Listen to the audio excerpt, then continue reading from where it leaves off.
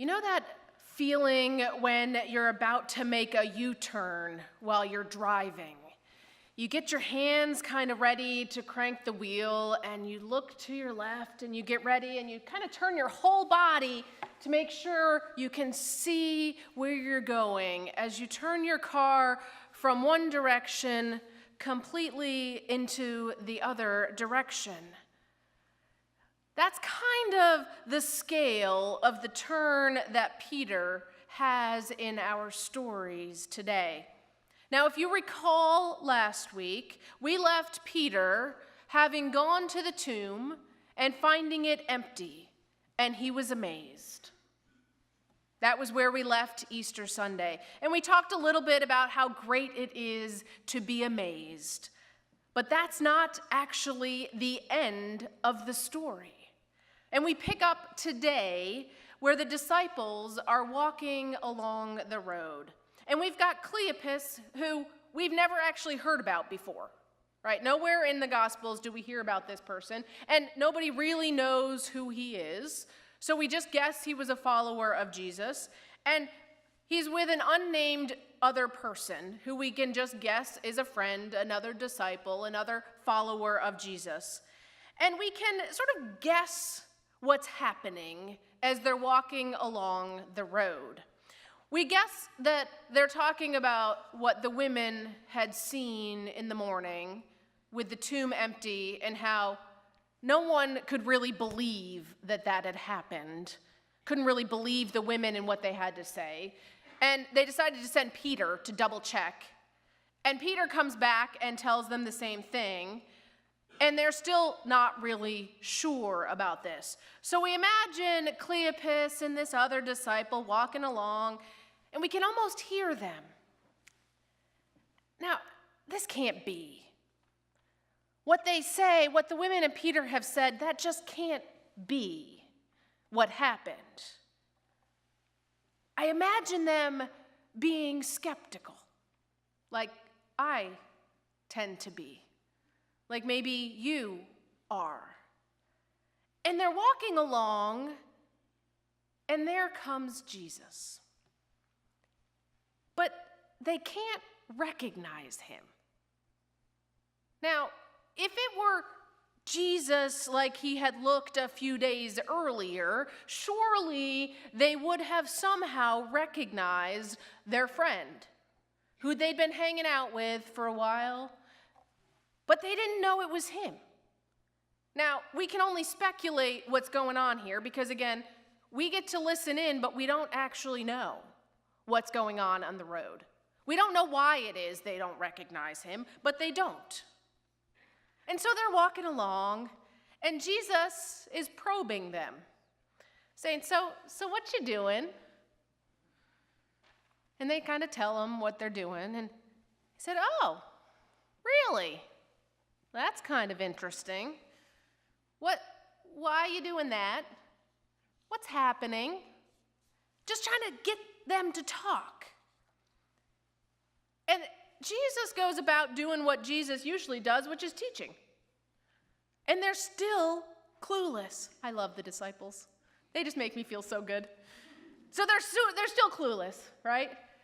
And they do the hospitable thing like any good Jew of their day would do, which is say, come on, stay for dinner.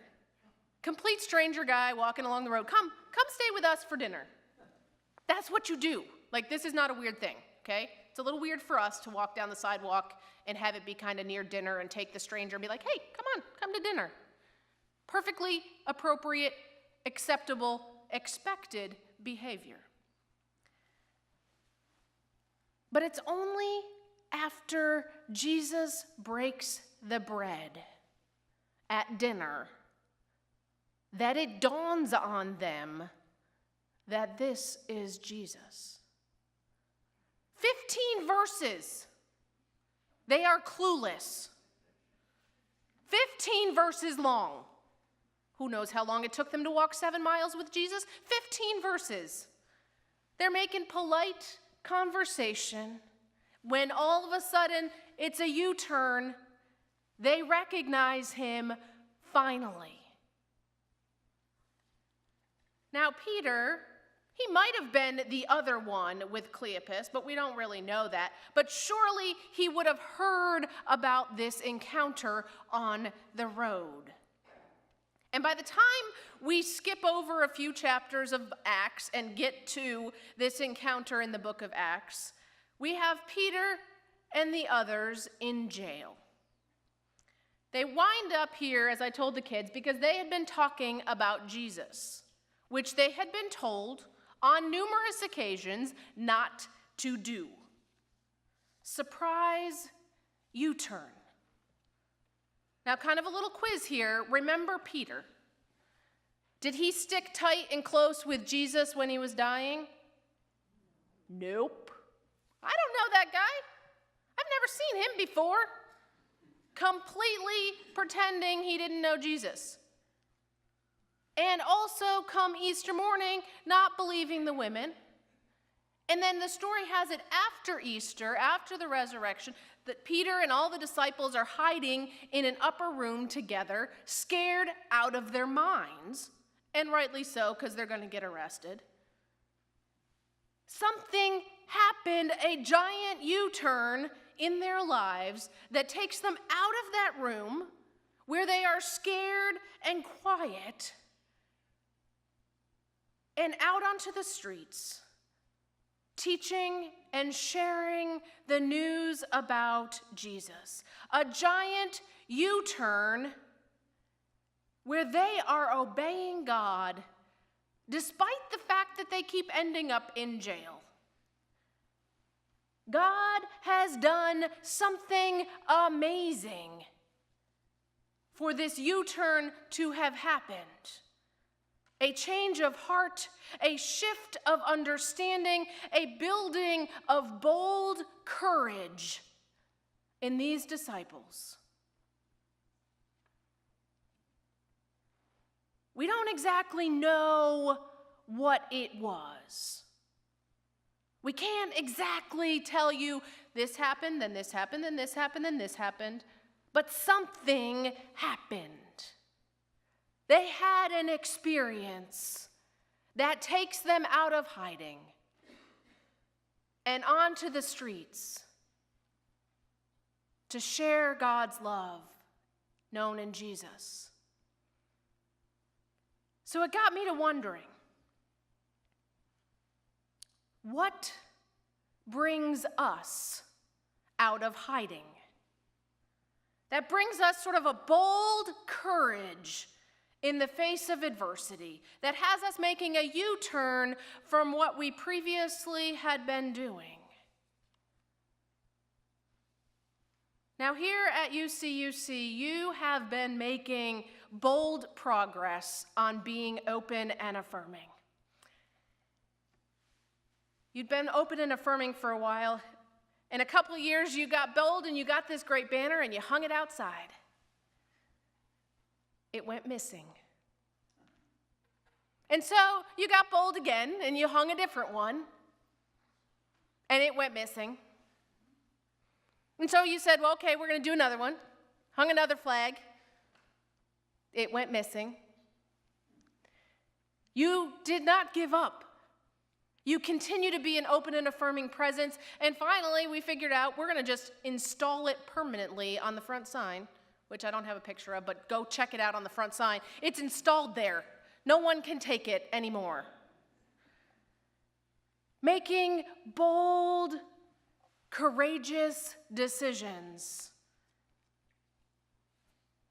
I watch you all the time make bold U-turns from your comfortable life in walking for the hungry to raise funds and awareness for our community, in standing with our Muslim brothers and sisters after the shootings in New Zealand, in standing with our Jewish brothers and sisters after the shootings in Pittsburgh.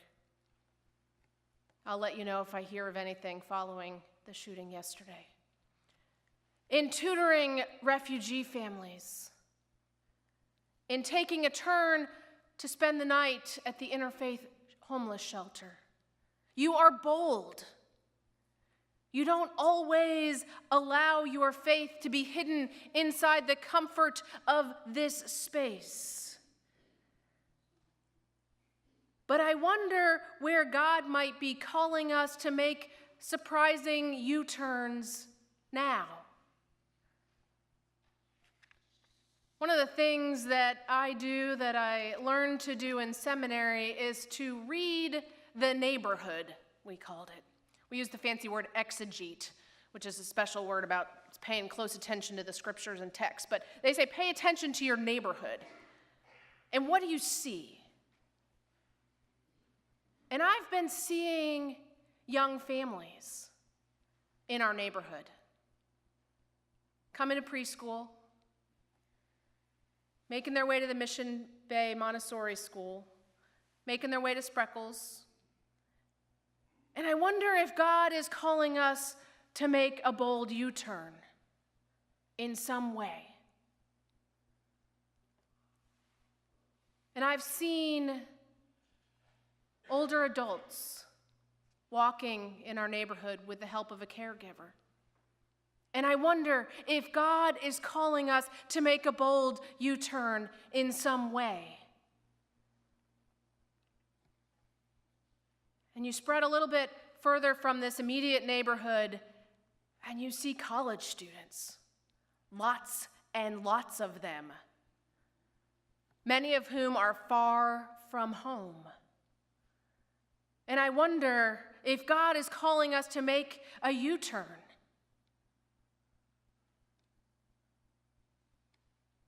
Where is God calling us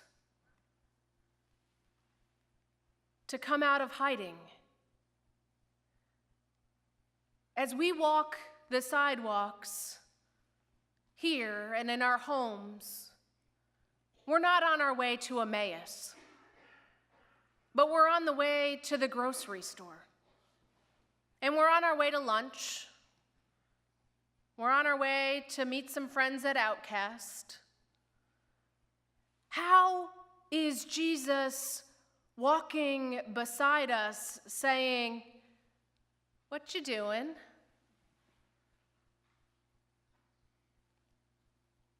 How are we bold in our obeying God?